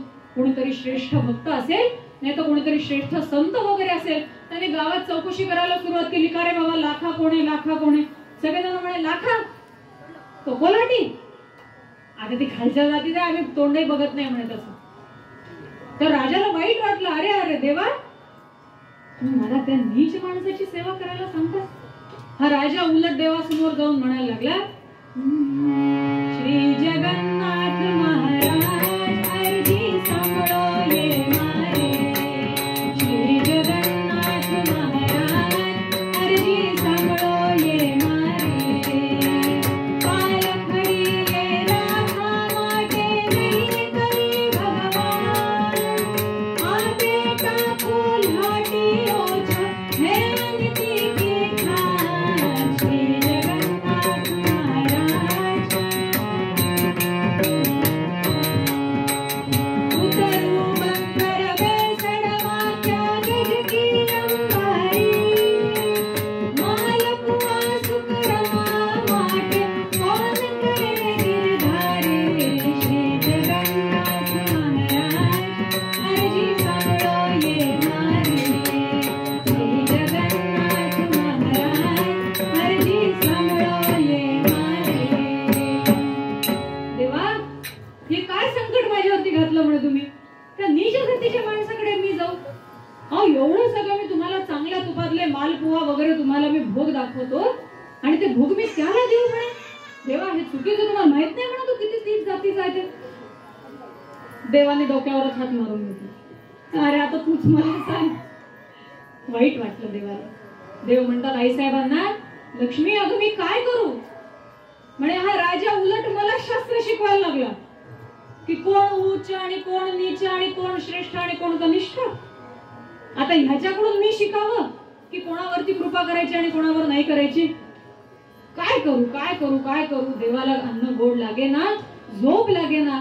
आईसाहेब परेशान झाले. आईसाहेब म्हणले देवा इतकी तळमळ, एवढी तळमळ मी आतापर्यंत कधीच पाहिली नाही तुमच्या ठिकाणी. एवढा भक्त तो श्रेष्ठ आहे. देव सांगतात काय सांगू तुला लक्ष्मी, त्याचं माझ्यावर जितकं प्रेम आहे तितकं प्रेम आजवर कोणी माझ्यावर केलं, इतका तो श्रेष्ठ. आईसाहेब म्हणतात अच्छा मग असं आहे तर मग आता काहीतरी नामी युक्ती करा. शेवटी देव प्रत्यक्षच लाखाच्या स्वप्नात गेले आणि त्याला सांगतात की लाखा एक काम कर म्हणे, तू आयाचित घ्यायला सुरुवात कर. आयाचित म्हणजे काय, कोणी जर आणून दिला काही दान धर्म म्हणून तर ते स्वीकारावं, त्याला म्हणतात आयाचित. जाऊन मागायचं नाही. कोणी जर आणून आपल्याला दिलं तर ते घ्यावं, असं तू आयाचित घे. ते स्वप्न पाहिलं आणि लाखा रडायला लागले. देवा एवढी माझी परिस्थिती झाली, इतका मी तुला नाहीसा झालो, नकोसा झालो, का मला दूर लोटतोयस तुझ्यापासून. मी का बरं आयाचित घेऊ. कोणी कोणी घ्यावं आयाचित माहितीये का म्हणे देवा तुला. सांगायला लागला लाखा. पांगळा खुळा आंधळा लुळा बावळा अशांच्यासाठी अशांच्यासाठी बोलले आयाचित योग्य पहा जगदेवी. संन्यासी अग्निहोत्र्यासी ब्रह्मचार्यासी आयाचित द्यावे. या वीणतेन इतरांनी मुळीत सेवावे. मी लुळा खुळा संन्यासी मुळी नसे. सेवते आयाचित देवा मग कसे. पत्निया घेर बाजारी खाईन भाकरी. दीन मिळे तरी मरे न उपवासी मरे न उपवासी. ब्रह्मणे पटे न अविधी कृत्य संन्यासी. देवा पांगळा लुळा आंधळा बावळा अशांच्यासाठी आयाचित सांगितले की जे काही कष्ट करू शकत नाही, त्यांच्यामध्ये ती कष्ट करण्याची क्षमता नाही, आणि यांच्यापैकी तर मी कोणीच नाहीये. बरं दुसरं बघायला गेलं तर संन्यासी अग्निहोत्री आणि ब्रह्मचारी. संन्यासी ज्यांनी सगळ्याचा त्याग केलेला आहे, मग त्यांच्या खाण्यापिण्याची सोय काय, तर कोणी आणून दिलं तर त्यांनी स्वीकारावं, हा संन्यासाचा धर्म. कारण त्यांनी काही अर्जन करायचं नाहीये पोटासाठी. अग्निहोत्री अग्निहोत्री ज्यांना अग्नीची सेवा करण्याचं काम आहे, की जे सतत तो अग्नी शांत होऊ नये यासाठी प्रयत्नात असतात, मग ते कोणते कर्म करणार अन्नधान्य मिळवण्यासाठी, म्हणून त्यांनी सेवावं, ब्रह्मचार्याने सेवावं. जर हे सगळे नियम आहेत तर ह्या सगळ्या ह्याच्यामध्ये मी कुठे बसतो, कुठेच नाही. माझा हा धर्म नाहीये. माझा धर्म कोणता आहे, करुनिया खेळ बाजारी खाईन भाकरी. तीन मिळे तरी मरे न उपवासी. देवा खेळ करून पोट भरायचं हा माझा धर्म आहे, आणि मी माझ्या धर्माशी प्रतारणा करणार नाही. हा कदाचित तुला असं वाटत असेल की मी जास्त धर्म पालन करायला लागलो म्हणून मी तुझ्या जरा जास्त जवळ येतोय, म्हणून तुलाच ते नकोसं वाटतंय, म्हणून तुम्हाला माझ्या धर्माचं पालन करू नकोस असं सांगतोयस. उलट लाखा देवालाच प्रश्न विचारतोय. हा होता संतांचा अधिकार त्यांना. म्हणून दासगणू महाराज शेवटी म्हणतात ना, पटेना अविधी कृत्य संतांसी, की जे आपल्या धर्माच्या विरुद्ध आहे असं कुठलंच कृत्य संतांना पटत नाही. ते सगळं ऐकलं आणि देव अक्षरशः निरुत्तर झाला. काय करू लक्ष्मी, काय करू ग मी याचं. एखाद्याला सांगितलं असं तर उड्या मारत गेला असता. मला देव स्वप्नात आले, मला देवाने सांगितलं असं कर, त्यासाठीच तर सगळी धडपड. आणि हा उलट मला सांगतो काय करू म्हणे. शेवटी आईसाहेब म्हणतात माझ्याकडे एक युक्ती आहे, बघा तुम्हाला पटलं तर. काय, त्या लाखाची एक लांबची बहीण होती म्हणे, आणि या मुलीने कधी तिला पाहिलं नाही, म्हणजे तिची आत्या तिला कधीच तिने पाहिलेलं नाही. कारण एकतर पदरी दरिद्री आणि त्याकडे एवढं थोडी होतं आली आठवण की निघाले, जमतही नव्हतं कधी यायला. बरं दारिद्र्य इतकं पदराशी की जाऊन आणायचं म्हटलं तरी जमत नव्हतं. त्यामुळे काही बरेच वर्षापासून संबंध नाही. ऐसे म्हणतात मी जरा माझी युक्ती लढवून पाहते. देव म्हणतात काही करा पण माझ्या भक्ताचं पोट भरेल याचं बघा. झालं आईसाहेब सिद्ध झाल्या आणि त्यांनी त्या लाखाच्या बहिणीचं रूप घेतलं, म्हणजे त्या मुलीच्या आत्याचं. आणि नीट स्वारी निघाली ते थेट मुलीच्या पलंगापाशीच, आधेमध्ये कुठेच नाही. वैकुंठातून गुप्त झाल्या ते डायरेक्ट तिच्या पलंगाच्या पाशी. ती आपली ऐशो आरामात इकडून 4 दासी तिकडून 4 दासी, कोणी केसांना धूप देते, कोणी पायाला तूप लावतंय, आज आपलं चालू होतं तिचं. ते सगळं पाहिलं आणि आईसाहेबांची तळपायाची आग मस्तकाला गेली आणि त्यांनी सुरू केलं, उपवासी मरत म्हातारा त्याची नखबर दे तुझसे, नेसून भर जरी शालू ऐटी पलंगी बससे, धिक्कार तुझ्या नृत्याचा सोहास, कान मेली लहान सताची लहान सताची, तू पुतळी दुर्नीतीची अवदसे. अगं अवदसे, दुर्नीतीची पुतळीच म्हणे तू. तिथं तुझा तो बाप उपवाशी मरतोय आणि तू इथे ऐशो आरामात पडून आहेस. काहीच कशी लाज वाटत नाही ग तुला? तिने तो सगळा हावभाव पाहिला, ते सगळं द्वेष, ते सगळं अवतार पाहिला आणि घाबरून गेली. ती म्हणे कोण, काय, कुठून, कधी? म्हणे काय कुठून काय? म्हणे बहीण आहे म्हणे मी माझ्या लाखाची, आत्या आहे म्हणे मी तुझी. अवदसे म्हणे लाज वाटत नाही तुला? पण आता ही शेवटी पक्की झाली होती ना राजाच्या घरामध्ये राणी होऊन. ती म्हणे मी काय करू, त्यालाच हौस आहे म्हणे.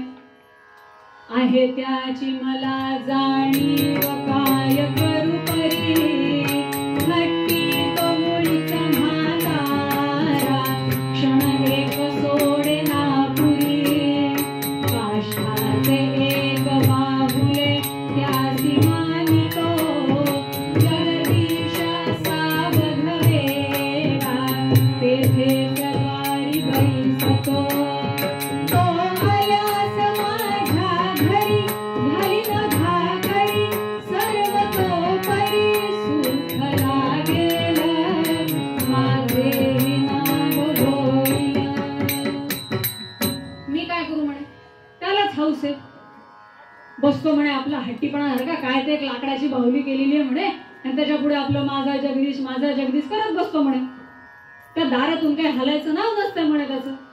मी तरी काय करू म्हणे त्याला, मी काय नाही थोडीच म्हणती. तो जो येऊन राहिला माझ्यासोबत त्यालाही 4 घास चांगले चुंगले खाऊ घाले. मलाही सगळेजण म्हणतील बघा राणी साहेबांचं मन किती मोठं, आपल्या वडिलांना सोबत घेऊन आले. आपल्या म्हणजे ह्यात वडिलांची काळजी होती का हो कुठेतरी? शेवटी तो गर्व, तो माज आईसाहेबांनी पाहिला. संतापून अक्षरशः ताड दिशी उठल्या तिच्या जवळून आणि म्हणायला लागल्या, नको बोलू पुढे तुझ्या मनीचा भाव मशी कळला, वाचली रे मोती शौशकृपा प्रती, म्हणून का तो योग्य बैठकीला, लाखा भक्त पुढे कापिणी तू कुठे, मोरा पुढे जणू डोंकावळा, नको बोलू पुढे तुझ्या मनीचा भाव मशी कळला. काय बोलू नकोस म्हणे पुढे, याच्या पुढे कळलं म्हणे तुझ्या मनात काय ते. नवीन जर आम्ही समजा शौचकूप बनवला, त्याला काही हिरे रत्न मोती वगैरे लावणार आहे, तिथे बसून काय आम्ही बैठका करणार आहेत? नाही ना. ते ज्या कर्मासाठी योग्य आहे तिथेच त्याचा उपयोग. तशी तुझी गत झालेली आहे म्हणे. त्यामुळे काही बोलू नकोस म्हणे माझ्या पुढे. तू म्हणजे मोरा पुढे जसा डोमकावळा शोभतो तशी शोभतीस मग. काही माझ्या लाखाला तू पोरगी शोभत नाहीस.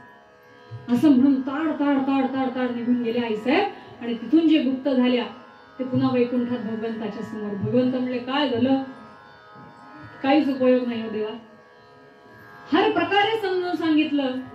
हट्टी आहे पोरगी, ते म्हणे अहो पोरगी बापाचीच शेवटी, बाप काय कमी हट्टी आहे, तो ऐकायला तयार नाही, ती ऐकायला तयार नाही, काय करायचं. मधल्या म्हणे देव म्हणे माझी गोष्टी व्हायला लागली, मला करमत नाही ना, माझा भक्त उपाशी राहतोय, ते काय करायचं काय करायचं काय करायचं. आणि हा सगळा प्रसंग झाला आणि मुलीला कुठंतरी जाणीव झाली असावी. तिने आपल्या वडिलांना पत्र लिहिलं की बाबा माझी चूक झाली, पण आता कसं आहे, झालं ते झालं, आता सोडून द्या, एक काम करा तुम्ही माझ्याकडे राहायला या. आपला एक हंडा दिला मोहरांनी भरलेला आणि तो पाठवला. म्हणे ही माझ्याकडून छोटीशी सेवा, जे काही आपले मोठे मोठे शब्द वापरता येतील ते वापरले. ते सगळं पाहिलं लाखाने. तो हंडा घातला पालथा देवाच्या समोर, त्यावरती ते पत्र पालथं घातलं, त्याच्या मागच्या बाजूला लिहिलं की माझा जगदीश माझा पालन करताय, तुझ्या ह्या 4 तुकड्यांसाठी मी भुकेलेला नाहीये, तुझं तुला लखलाभ, तू तुझ्या ठिकाणी मी माझ्या ठिकाणी, खेळ करून जेवढं मिळेल त्यात मी समाधानी आहे. काय करणार ती पोरगी, तिने दिलं सोडून, ती म्हणे नाही राहील, तिला कुठं सगळं सोडून जायचं. पण हे उत्तर जेव्हा देवानी ऐकलं तेव्हा देव म्हणे एक कल्पना सुचली. म्हणे आईसाहेब म्हणतात काय सुचलं, एक नामी युक्ती आहे म्हणे, बघा तुम्हाला तर जमेलच, काहीच अशक्य नाही. म्हणे काय करायचंय. देव सांगतात आता कमल जे मला सुचली एक युक्ती बरी, निरालसपणे करून आपण त्याची सेवा करी. तू हो तदीय कन्यका नच अशक्य काही तुला, जगास तुझे यामुळे जगपणा मुळी हा आला. लक्ष्मी तुझ्यामुळे ह्या सगळ्या जगतामध्ये जीव आहे, चैतन्य आहे, त्यामुळे तुला तर काहीच अशक्य नाही, तू आदिशक्तीचं रूप आहेस. काय करायचंय देवा सांगा. म्हणे एक काम कर, तू त्याच्या मुलीचा वेश घे. तो म्हणतो ना खेळ करीन आणि मगच भाकरी खाय, त्याला खेळ करायचा आहे ना, ठीक आहे हरकत नाही, तू त्याच्या मुलीचा वेश घे आणि मीही तुला साजेल असा वेश घेतो. आणि काय म्हणतात पुढे देव, आपण काय करू की तिथे जाऊन त्याची सेवा करू, आपण त्याची सेवा करू, म्हणजे तरी त्याला 4 घास सुखाचे मिळतील. काय ती भगवंताची भावना हो, आणि काय ती भगवंताची तळमळ, एवढी सोपी आहे का हो. किती ते समर्पण असेल भक्ताचं त्या भगवंताच्या ठिकाणी. आणि मग काय उशीर, आईसाहेब सिद्ध झाल्या आणि झाली तयारी दोघांची सुरू. राजगुरू महाराज वर्णन करतात, झाली श्री अंबा श्री अंबा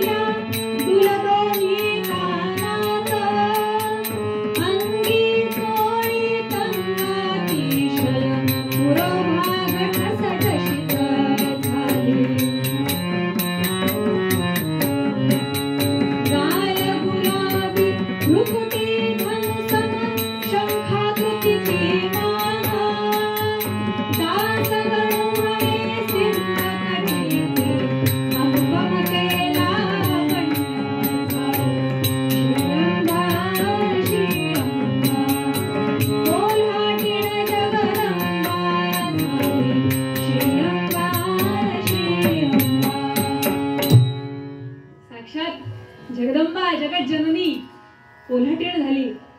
सगळं काही शृंगार भरभरी वस्त्र त्याचा त्याग केला, साधं लुगडं नेसलं, जसं कोल्हाट्याच्या जातीप्रमाणे त्यांचा वेश ठरलेला आहे त्या पद्धतीचा. आणि जगन्नाथाने सुद्धा जो योग्य असा वेश आहे कोल्हाट्यासाठी तो वेश धारण केला. सगळे काही आपले दागदागिने बाजूला ठेवले, शंख चक्र गदा सगळं बाजूला ठेवून दिलं.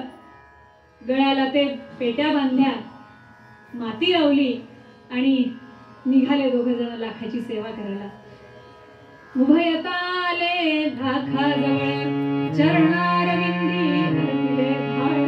भुक्तांत कथिला सकळ समयास न्यासाय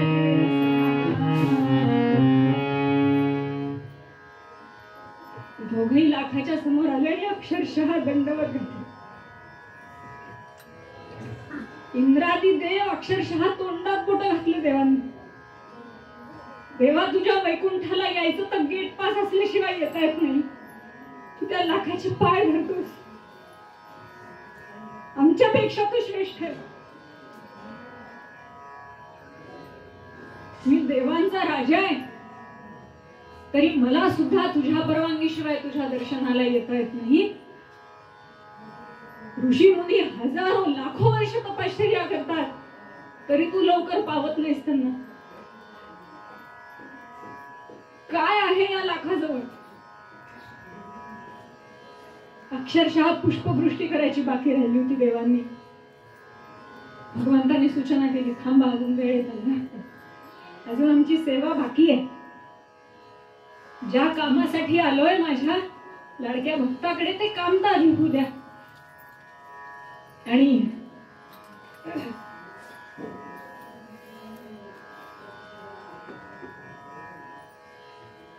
लाखाच्या समोर उभं राहिले येऊन दोघ जण. काय आनंद झाला लाखाला. वा वा माझी पोरगी परत आली. फार बरं झालंस बेटा. कळलं ना म्हणे तुला की आता त्यात काहीच अर्थ नाहीये. अगं आपला धर्म आपण नसतो सोडायचा. आपला तो श्रेष्ठ धर्म आहे. हरकत नाही. उशिरा का होईना तुला समजलं ना. बरं झालं म्हण. आणि दुसरी नजर गेली शेजारी. हे कोण? बरं दिसतोय तर खरी कोल्हाट्याच्या वेश. हा कोण आहे? आता आईसाहेब म्हणायला लागल्या, देवा तुम्ही फक्त वेश धारण करायला सांगितलं होतं. पुढे काय? शेवटी देवच पुढे आले. देव म्हणतात, बाबा मी कोल्हाटी म्हणे आणि माझं नाव जगन्नाथ आहे म्हणे. जग्या म्हणतात म्हणे मला सगळे. जगन्नाथ? वा वा काय साम्य. माझ्या देवाचं नाव पण जगन्नाथ आहे बरं का. कोण कोण तुम्ही? कुठे असता? काय? ते सांगितलं आपलं त्यांनी. त्याला पटेल असं वर्णन केलं म्हणे. आम्ही 3 भाऊ. आमचा जन्म झाला आणि आमची माय गुप्त झाली म्हणे. माया एक असतो म्हणे सतत तपश्चर्याला बसलेला ध्यानात मग्न, त्याला काही घेणं देणं नाही म्हणे कशाचं. आणि एक आपला बसतो म्हणे मूर्ती घडवत. ही ठेंगणे झाली, ही उंच झाली, त्याच विचारात असतो म्हणे तो अखंड. मी आपला बिचारा काय करू विचारात होतो. तेवढ्यात तुमची मुलगी मला भेटली म्हणे. काय चला तेवढंच पोटा पाण्याची सोय होईल म्हणून आलो म्हणे मी तुझ्यासोबत. बघा म्हणे जमतं का काही, असेल काही सेवा माझ्या लायकीची तर द्या. लाखा म्हणतो, वा वा प्रामाणिक वाटतोयस म्हणे मला. लाखा म्हणतो त्याला, सद्वर्तनी असे हे कळल्यास माते, देईन या तुझ प्रति मम कन्यकेते. सद्वर्तना परिदुजी जगतात नाही, बा संपदा विमल सौख्यद मोक्षदायी. तू जर सद्वर्तनी असशील, तुझं जर वर्तन चांगलं असेल, तुझ्या मनात काही खोट नसेल तर मी तुला ठेवून घेतो. अरे एवढंच काय, माझी पोरगी पण मी तुला देतो म्हणे. काय काळजी करू म्हणे तू त्याची. सद्वर्तनाशिवाय दुसरी कुठलीच गोष्ट मोलाची नाही बरं या जगात. हा उपदेश लाखा भगवंताला करतोय आणि भगवंत खाली मान घालून ऐकतोय. हो बाबा काही हरकत नाही, तुम्ही म्हणाल तसं. झालं. दुसऱ्या दिवशीपासून खेळाला सुरुवात झाली. काय तो खेळाचा थाट वर्णावा. पद खूप सुंदर आहे पण थोडासा वेळेची मर्यादा असल्यामुळे जरा पद बाजूला ठेवू. काय काय कोण कोण बघायला आले होते. देवगण सगळे अवकाशामध्ये गर्दी केली सगळ्यांनी खेळ बघा. अहो साक्षात जगदंबा उभी आहे खेळ करायला आणि जगन्नाथ स्वतः ढोल वाजवत आहेत. आणि लाखा काय करतोय बरं? त्या भगवंताच्या समोर तोंड केले लाखानी मांडी घालून बसलाय आणि डोळे मिटून भगवंताचं नामस्मरण करतो. तो म्हणे बस काय पाहिजे आता, माझ्या पोटा पाण्याची सोय झाली, मला दुसरं काही नको. तो जो रोज जोरदार खेळ व्हायला लागला, अक्षरशः ढीग पडायला लागला पैशांचा. कारण काय ते सौंदर्य हो जगदंबेचं, ते सौंदर्य बघून लोक तोंडात बोटं घालायला लागले. आणि हा सगळा खेळ जो जोमाने चालू, ढीगच्या ढीग पैशांचा जमा, लाखाने काय करावं, त्यातही दान धर्म करावं. गरजू लोकांना, गरिबांना त्याचं दान द्यावं, देवाला त्यासाठी काहीतरी भाग काढून ठेवावा आणि जेवढं आपल्याला 4 भाकरींचं लागतं ना तेवढंच ठेवावं. देव म्हणतो बघा मी काय वेडा नाही म्हणे त्याची सेवा करायला. हा भाव आहे त्याचा की आज देव माझ्या दारी आला आणि हंडेचे हंडे मिळाले, बस मला काय पाहिजे होतं दुसरं. धर्म सोडायचा नाही. माझा धर्म काय सांगतो, खेळ कर, जे काही मिळेल त्याच्यात समाधानी राहा. माझ्या समाधानापुरतं एवढंच पुरतं मला, एवढं घेऊन मी काय करू. त्यातही लाखाने दान धर्म करावा. दिवसामागून दिवस जात होते आणि एक दिवस असं झालं की त्या खेळाच्या तिथून त्या राजकुमाराची पालखी पुन्हा जात होती आणि त्याने ते पाहिलं, हा माझी बायको इथे खेळ करायला आली, मी तिला तिथे राणी म्हणून महालात बसवले, दागदागिने घातले, ऐशोआराम दिला आणि ही पुन्हा आलीच का म्हणे भिकारचोट धंदे करायला लागली म्हणे, पुन्हा इथे येऊन खेळ करायला. संतापला आणि त्याच संतापात ताड ताड ताड ताड आपल्या बायकोपाशी जाऊन उभा राहिला. तिला म्हणतो, कपटे कुलटीयस म्हणे, तू आमच्या कुळाचं नाव घालवायला बसलेली असती म्हणून झालं काय म्हणे, इथे असा साळसूदपणाचा आवडतं म्हणे, तिथे जाऊन बापासोबत खेळ करतेस म्हणे. म्हणे मी आणि खेळ नाही हो, तुमच्याशी लग्न झाल्यापासून तर मी इथेच बसलेली आहे, काय खोटं बोलू नकोस म्हणे.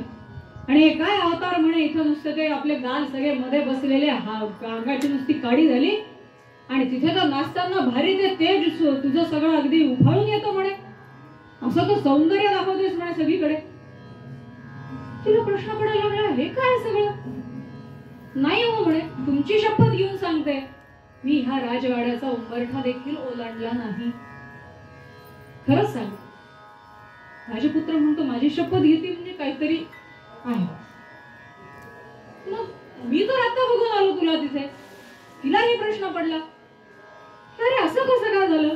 ती विचार करायला लागली आणि ती म्हणते, आपण एक काम करू, मला तुम्ही तिथे घेऊन चला, मी बघते म्हणे कोण आहे तिथे ती खेळ करणारी. पण माझ्या वडिलांना तर एकच मुलगी आहे, मग कोणी आलीये मदतीला का काय, पण मग ती माझ्यासारखी कशी दिसेल. अनेक प्रश्न डोक्यामध्ये होते. ती म्हणते की एक काम करू, तुम्ही मला तिथे घेऊन चला, काय ते खरं खोटं आपण तिथेच करू, दूध का दूध, पाणी का पाणी म्हणतात ते कसं. दोघं निघाले आणि जिथे खेळ चालू होता तिथे येऊन उभा राहिले आणि तिने पाहिलं की जी दोरावरती उभं राहून खेळ करतीये ते पाहिल्यानंतर ती विचार करते, हाय हाय ही कोण खेळते अभिनव वेंढारा, माझ्या वेश येऊन येथे काम करून झाला, मा कन्या मजविरती या अन्याला गंडा, बघून येच्या खचित वाटेल लज्जा मरणारा, हाय हाय ही कोण खेळते अभिनव वेंढारा. अरे ही कोण आहे, हुबेहूब माझ्यासारखी दिसते, पण माझ्या वडिलांना तर दुसरी मुलगी नाही. बरं सौंदर्य बघावं तर त्रिभुवनामध्ये असं सौंदर्य नाहीये. माझ्यापेक्षा कितीतरी पटीने तेजस्वी आणि कितीतरी पटीने सौंदर्य ही आहे. कोण आहे ही नक्की, कोण आहे ही नक्की, ह्या विचारात ती असताना अचानक तिला तिच्या त्या आत्याचे शब्द आठवले. मला एक भेटायला आत्या आली होती, ती आहे का नाही तीही माहिती नाही, आणि ही माझ्या वेशामध्ये येऊन खेळ करते, हे काही साधं सुद्धा प्रकरण नाही, काहीतरी इथे नक्कीच गडबड आहे. आणि हे सगळं तिने पाहिलं, धावतच आली आणि आपल्या वडिलांचे पाय धरले. बाबा चुकलं माझं, माझ्यासारखी करंटी मीच, तुमचा अधिकार मी ओळखू शकले नाही, मला क्षमा करा. तिच्या मनात काय आलं हा विषय वेगळा, पण तिने जेव्हा त्याचे पाय धरले तेव्हा यांची समाधी जागी झाली. तोपर्यंत आपले भगवंतासमोर चालू होतं डोळे मिटून, काही घेणं देणं नाही काय चाललं, पण गरजच नाहीये ना बघायची, मी आणि माझा भगवंत, संपलं विश्व. जागा झाला, तिला बघतो, अरे तू इथे, आणि मग ती खेळ कोण करतीये? चकित झाला पाहून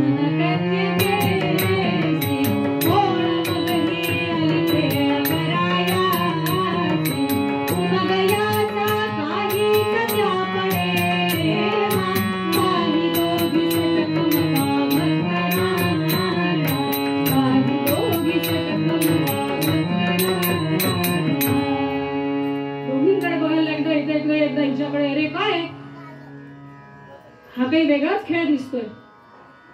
आणि विचार करायला लागल्यानंतर भगवंताचे शब्द आठवले, ब्रह्मजी पिता तो माझा. माझी आई जन्म देताच आम्ही 3 भाऊ, एक तपश्चर्यामध्ये मग्न, एक मूर्ती घडवण्यामध्ये मग्न, आणि मग हळूहळू हळूहळू सगळं चित्र स्पष्ट व्हायला लागलं. आणि मग कळलं, देवा इतका पण मी नीच नाहीये हो की तुम्हाला माझ्यासाठी एवढे कष्ट भोगावे लागावे.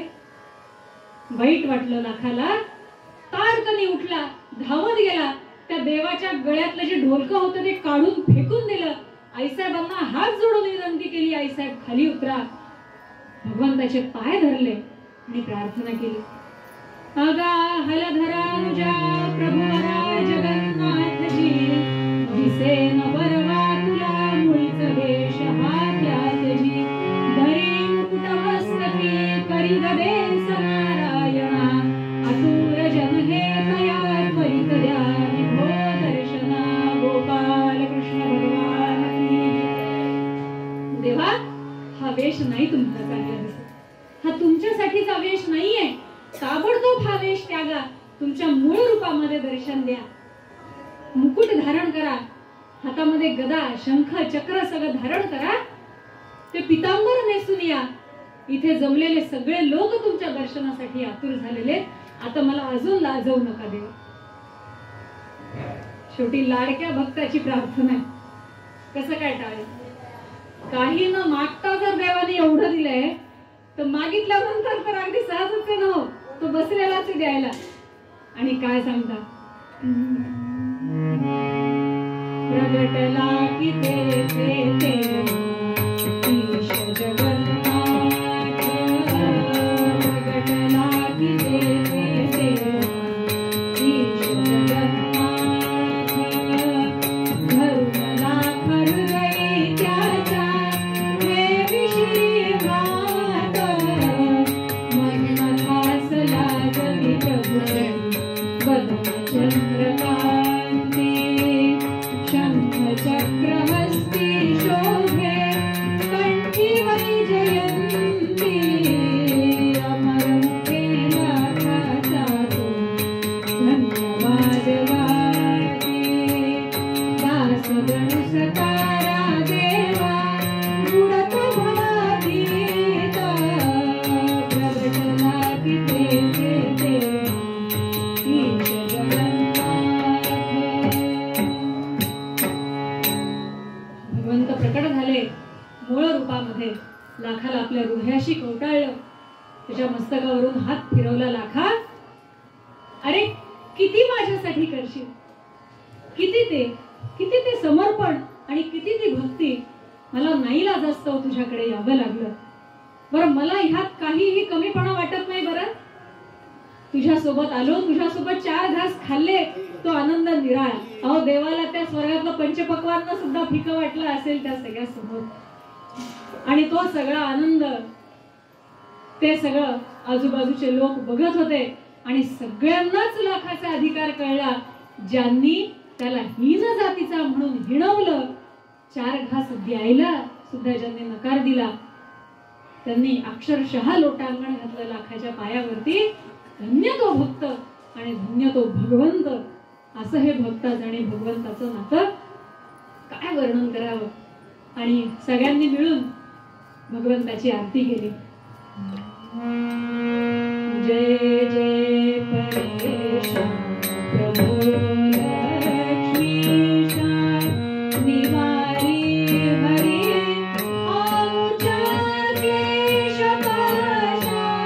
जय जय परेश प्रभो लक्ष्मीश.